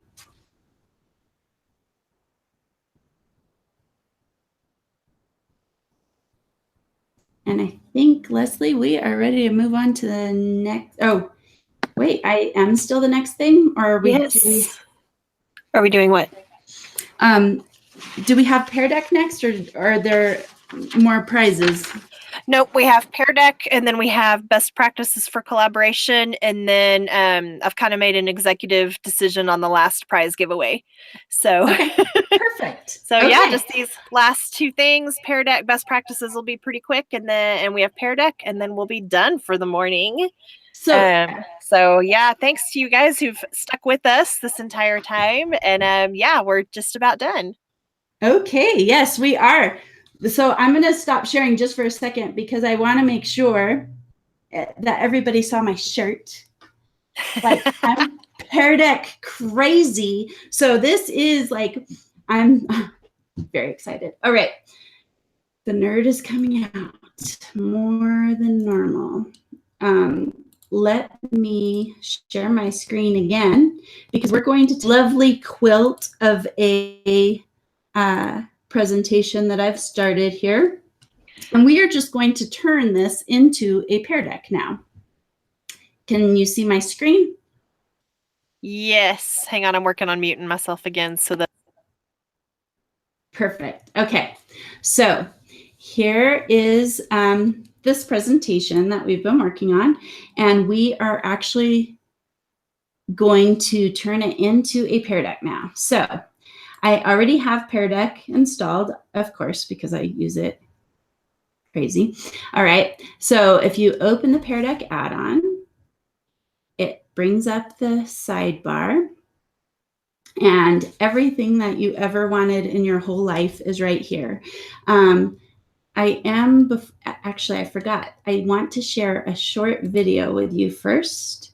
So let me get into this slide. This is a minute, less than a minute and a half. So I'm going to share this little intro first because Pear Deck does a better job of explaining what Pear Deck is than I do. So hopefully this video and a video will work. And I'm just going to share this and then we're going to make our Pear Deck. We're excited to tell you that you can use the power of Pear Deck to Google Slides. Imagine if you could engage every student in your class. What if you could see instantly who's with you and who's struggling to keep up? That's the power of Pear Deck, a formative assessment tool designed by teachers and integrated with Google Classroom to support 100% student engagement. Pear Deck brings your slides to life with interactive questions that can be added to any presentation. We're making it easier than ever to bring the power of Pear Deck to your class. Start with Google Slides, get the Pear Deck Google Slides add-on, and add interactive questions or formative assessments throughout your slide deck. When you're ready, be sure to present with Pear Deck. Your students will join the Pear Deck session from any device with a web browser. Direct them to peardeck.com/join and enter the session code to begin.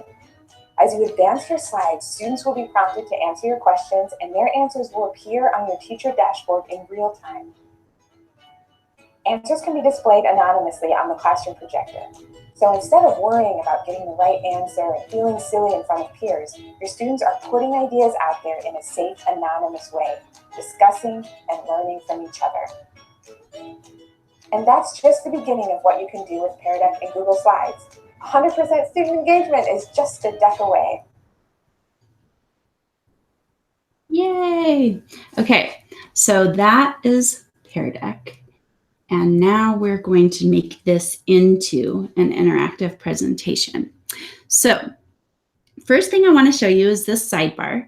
The first section actually has a lot of templates that you can use for slides that you can just simply stick in any deck that you've already made.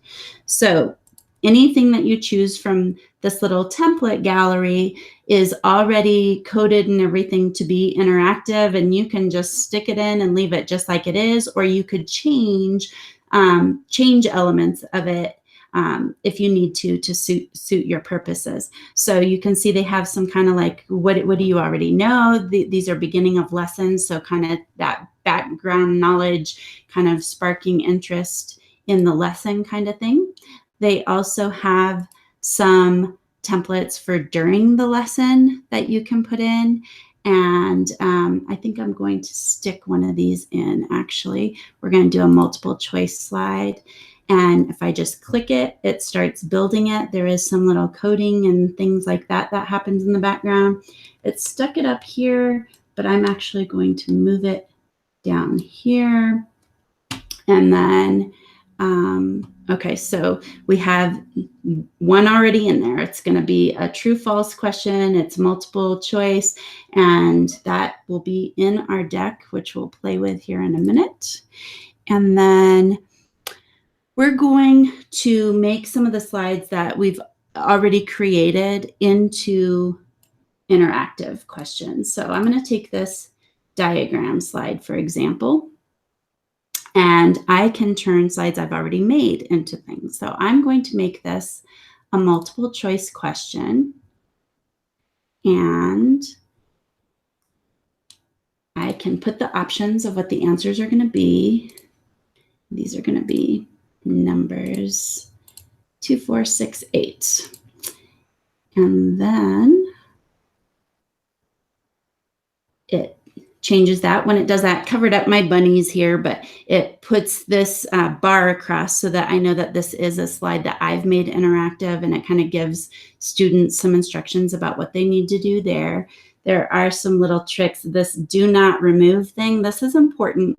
When it puts this bar in, that is where the coding, where the magic happens. You'll see, you'll see if I zoom out, well, I'm not, maybe if I just slide this down, Oh, no, it's not going to work. I'd have to zoom out. And so, oh, no, there it is. You can see that there is a hyperlink on it. And that is where the coding is that makes the interactive magic happen.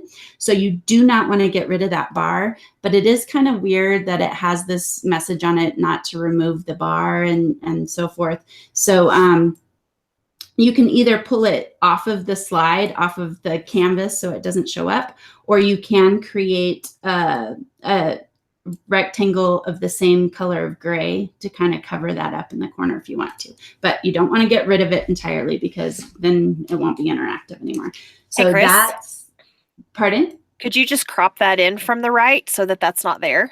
Yeah, you actually could. Yep, I Okay. can do that right now. Yeah, there's lots of different little tricks so that you can kind of make that. Oops, that one didn't slide it right. I hate it when I do that. Let me get the right piece there. That should do it. Nope, I keep grabbing it wrong. But yes, you can crop it when you're capable of cropping. Don't know why I'm having that issue today. There we go. Okay, thank you for that, Leslie. So that bar has to stay to keep the interactivity. I think I moved a little bit, but that's all right. So that one's going to be multiple choice. This collaboration one, I'm going to just click to turn that into a drawing slide. And drawing slides, just so you know, that Pear Deck has very fantastic features that are completely free, but there are some features that are premium content. The drawable slide, the drawing slides and the draggable slides are premium content, so there are fees for those. It is very affordable. Our district has premium Pear Deck district-wide. Our students even have access to Pear Deck so that they can be creators of this awesome interactive content too. So something to think about. These other choices are, for text and multiple choice and number slides, those kind of things. Those are free. So, all right. The next thing I'm going to do is on this one, I'm just going to delete this slide. We're not going to need that one. This one, we made it draggable in Google Slides, but we can't keep these same icons if we're going to make it draggable in Pear Deck. We have to use Pear Deck's icons to make it draggable on that side. So I'm going to go ahead and delete these real quick. But we are going to make it draggable again and make it the same activity. We're just going to do it through Pear Deck. So I'm going to click to make this one draggable. And I'm going to just put some things in there. I think we'll do a heart, and we'll do a hexagon, and we'll do a flag, and we'll do a square. So we're going to update that. Those will be our icons to make draggable. So that activity can still be done. And I think we're just about done, but we need to end the lesson with something. So I'm going to add a little exit ticket type slide straight from the templates. And this one's going to be text. I think on this, I want to change this to say the most amazing thing you've learned today. All right.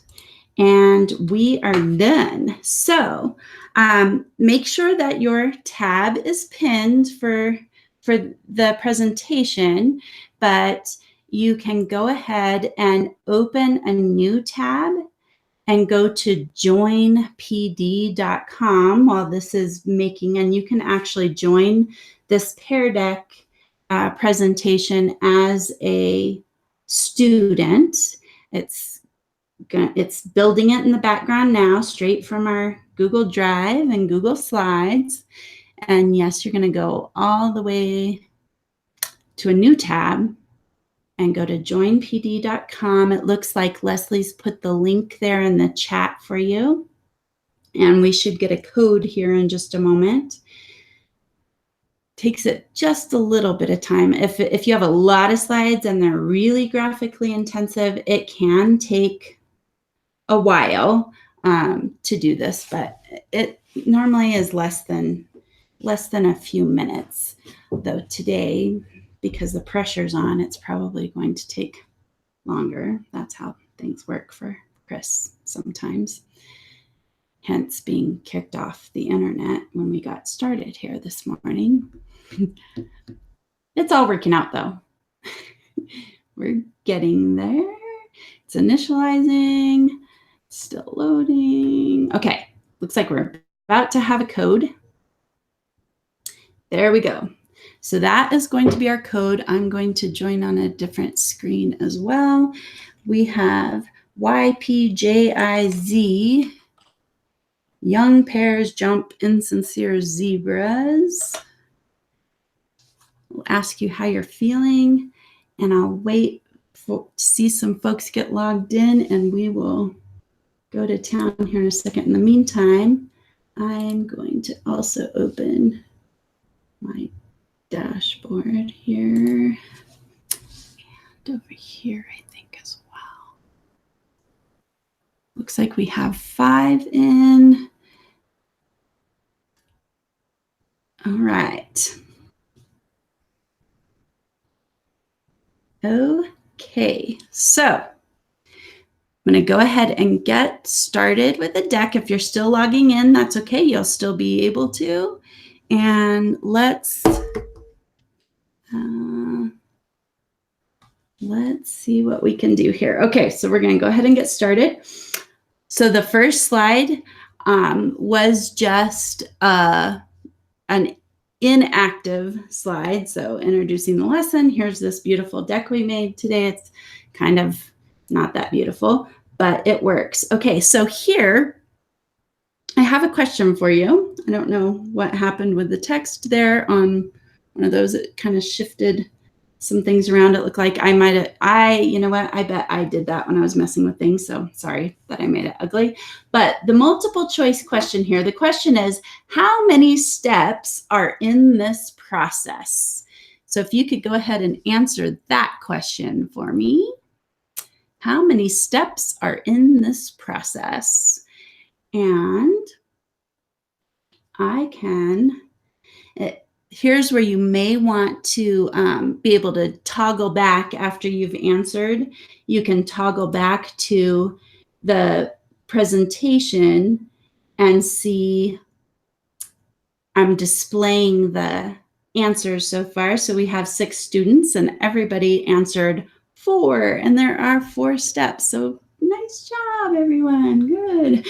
Okay, if you'll toggle back to be a student again, we're going to skip that slide. It didn't have anything in it.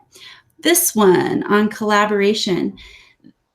This is a drawing slide, and you should have some drawing tools at the bottom of your screen. You can change colors. Right now it should have defaulted to a black pencil, but you can change the color. But I'd like for you to indicate the evidence that tells me that this is my kid, or at least my kid's clothing in the picture. Do something on that picture to show that evidence. Why do I think that my kid might be in this picture?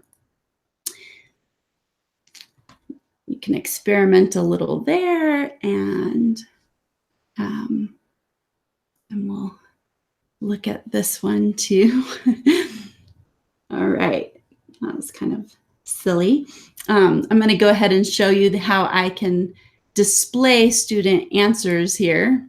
And so if you click back to the presentation, you can see, yes, that those knees exposed in the jeans gives me a clue it might be my kid. And there's some other silliness going on. The great thing about Pear Deck is if there's too much silliness going on, I can lock your slide. Uh-oh, no one can add anything else to this picture. So that's cool. I can also display this differently. We can look at it in tile view where I can kind of see everybody's at once. We can also kind of scroll through different things. The dashboard has all kinds of features where I can display it differently and that kind of thing. Don't have time today to get into all of that, but definitely worth exploring. I'm going to go ahead and click to the next slide now. So this question, true or false? Pear Deck might just be the coolest thing I've ever seen. You can answer on this one. And let's see what we have for this one. There's 2 responses so far, so you want to go in and answer there. And we have true. You would have failed the class if you had said false. It doesn't have to be the coolest, but it might be. The day's still young. I get that, but Pear Deck's pretty cool. All right, so finally, or not finally yet, there's 2 more slides. So on this one, it's a draggable. So if you want to get those polygons where they need to go, you can start dragging them into the spots where they need to be. And I will share those answers with you as well on the screen. I'm going to go back to that overlay one. So it looks like everybody did an amazing job on the polygon lesson. So in the dashboard, Pear Deck is so powerful for that formative assessment as you're teaching. You can see on the dashboard side, I can even see, do I have the dashboard open? I can see who's answering what. So I'm going to make these not anonymous for a moment, but I can see which students have which responses. So I know which ones I need to go back and maybe help or whatever on the teacher side, which is also really helpful. Okay, so now we're going to move on to the next, oops, I lost part of my buttons here. So now we are on to our little exit ticket. And for this one, I'm actually going to set a timer for oops, I didn't mean to lock the slide, sorry. I'm going to set a timer for 1 minute for you to write your responses about the best thing that you, or the most amazing thing that you have learned today so far. So if you want to start responding there, that would be great.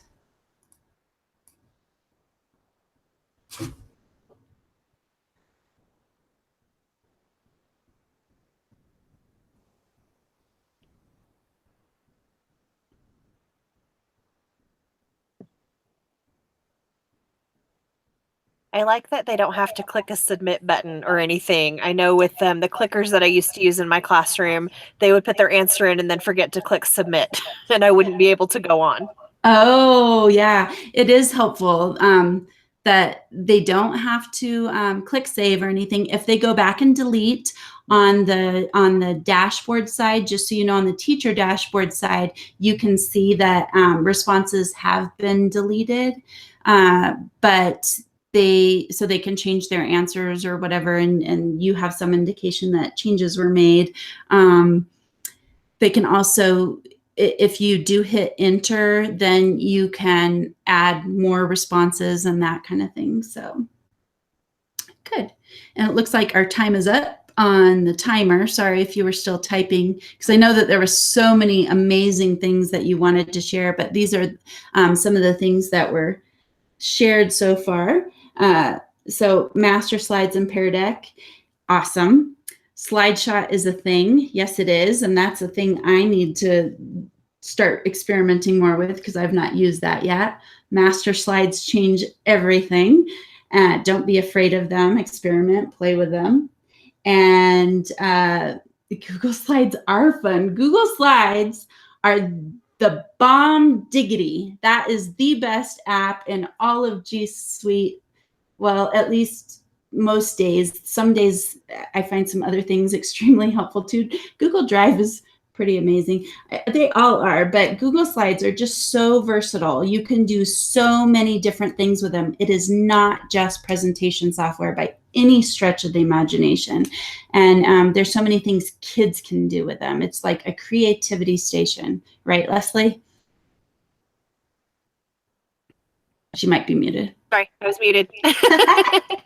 Yes, agreed. I love Google Slides, and I've loved all the things that I have learned I could do with them because presentations bore me. And so for the longest time, I didn't even touch Google Slides, but it is, like you said, one of my favorites now. It's just amazing.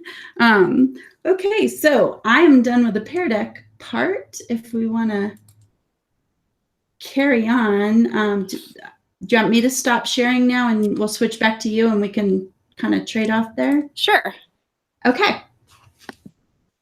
Okay, so I think it's our last topic is just best practices for student collaboration.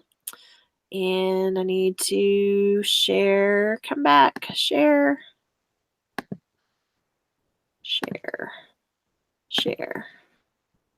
Okay, so, oh, go back.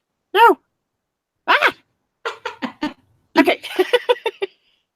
So just some best practices if you're going to have students collaborate on a Google slide is a lot of it is related to just setting expectations and making very clear what you expect of your kids and what the consequences are going to be if they don't meet those expectations. Be sure you consider the appropriate situation for the share settings. It kind of depends on what you want your kids to do with those slides. If you want to make it open to the whole class or have them work in groups on individual slides and then share to a master slide. And that might be something that if you're new to having kids collaborate, you might want to consult with if you have a digital learning coach or a tech specialist, or you are also welcome to email either Chris or I if you need help setting something like that up. Establish guidelines for group work expectations, and encouraging use of commenting and even speaker notes. When you have kids, I keep doing that, collaborating, whether it's with technology or not, the expectations and the modeling and the procedures are going to be key. Because there's not a whole lot you can do with the technology to lock them in and lock them out and keep them from getting off task. So just like any other instructional strategy, the procedures, the modeling, and the expectations are going to be your best friends when they're collaborating. I'm going to go back to presenter mode and check one more time to make sure there's no other questions we haven't answered. And I don't see any. I think we've covered everything there. So if there are any last minute questions, if you want to stick those in the chat, I'm going to go ahead and turn off the Q&A because I don't want to have questions put there and then not get to them. And then it's time for our last couch prize, which is going to be our 3-month Pear Deck subscriptions. So the things that she showed you are mostly free, I believe. Correct me if I'm wrong, Chris. Mostly free, yes. The slide types of drawings and draggables are premium features, and the teacher dashboard is also a premium feature. And there is one more thing that will be coming your way. It won't let me put the URL in the chat, but in the background, once I ended the session, it in the background started making what's called a takeaway, which it's generating an editable Google Doc that will go out to you, that will show you all the slides that were in that presentation and what your responses were. We have teachers using takeaways to help students with previewing Pear Deck lessons ahead of time or reviewing them afterwards for test reviews, things like that. The takeaway documents are really powerful. So you'll be receiving a link for yours sometime this afternoon. And the takeaways are also premium. Okay, so for the last couch prizes, the executive decision I've made is since there's only 8 or 9 of you in here, we're just going to send all of you a 3-month subscription. So what I encourage you to do is before your subscription runs out, if you love it, is prepare a sample presentation through Pear Deck to show to whoever it is that has the money on your campus or in your district to show them why every teacher should have a premium Pear Deck subscription. And again, Chris and I are happy to help you build those. So just let us know if you need that help. But I'm going to email every single one of you a free premium Pear Deck subscription. Um, so just a few other little housekeeping, and then we will wrap up. Share my screen again. So here is the links again to join the Google Educator New Mexico group. Again, we share a lot of things. We announce things like conferences and not just GEG events too. We announce the NMIST Digital Learning Conference and other events that are happening across the state. So definitely join that and either turn on your notifications or get in the habit of checking that. And please participate because the group is only as good as the things that people share in it. So anytime you find something neat, please feel free to share it in the group. The other thing about that I think is so awesome is just knowing that there are educators around the state that we're all in the same boat. We have the same successes. We have some different successes that we can learn from each other, but we definitely have the same challenges, and we can lift each other up and support each other because this whole area of ed tech is huge. And I just met Leslie last month. No, well, it was the end of January. Yes. And here we are already collaborating on something. And was it a little messy today? It was a little bit, but we got better. It was a hot mess. Of course, anything I'm involved in is going to be a hot mess. But we have some neat things happening in our state, and the GEG is a great way for us to connect and really kind of get that collective intelligence piece going and learn from each other and do great things for our kids in this state. So anyway, yeah, join, do it. Do it now. There's a woman named Angela Myers that has an initiative she's working on to make students and educators understand how much they matter. And one of her favorite quotes is, the smartest person in the room is always the room as a whole. And if you're not participating and contributing to the room, then you are depriving the room of its potential, of its maximum potential. And I just love that quote from her. So I feel that way about our GEG as well. So definitely join.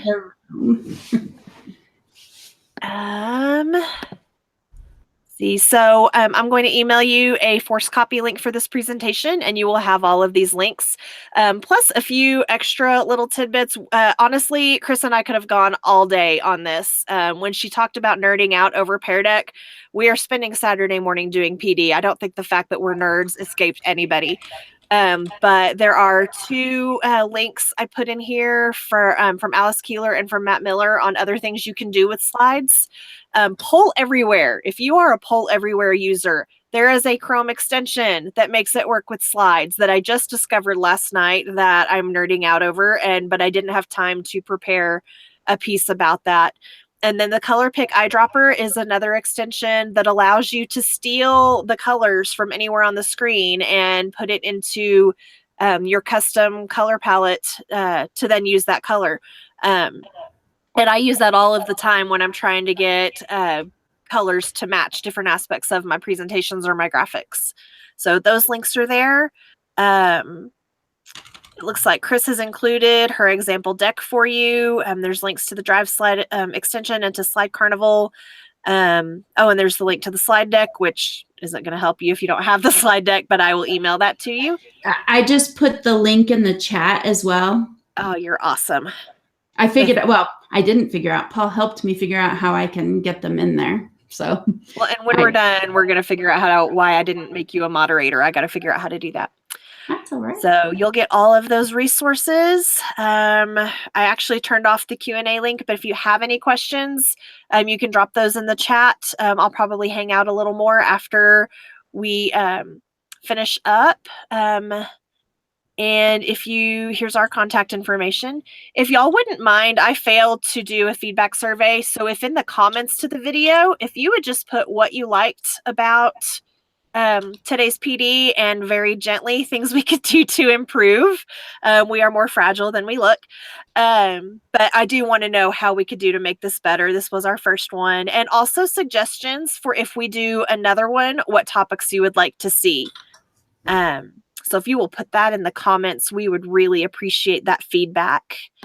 And there's our credits, and that is all she wrote for today. Oh, wow. Little inception going on there. Stop sharing. Okay, so that's all we've got for you guys today. Thank you for spending 2 hours of your Saturday morning with us. I hope you had half as much fun as Chris and I did. This was fun. So yeah, so that's all we've got. If you're ready to log off, again, I'll probably stay online for just a little bit longer in case anybody has questions. Just drop those in the chat, and you guys have an awesome, awesome Saturday. Feel free to hit us up on email or Twitter if you have any other questions. I don't have anything else. Chris, parting thoughts? Just thank you. Thank you, Leslie, for inviting me to do this with you, and thank you to everyone that came and joined us today. And this video will stay on YouTube. It's been posted to Google+. It's been posted other places. So you can go back and watch this, and you can share it with friends. So feel free to do that as well. Oh, yeah. Being a movie star is my favorite. We are YouTubers. It's official.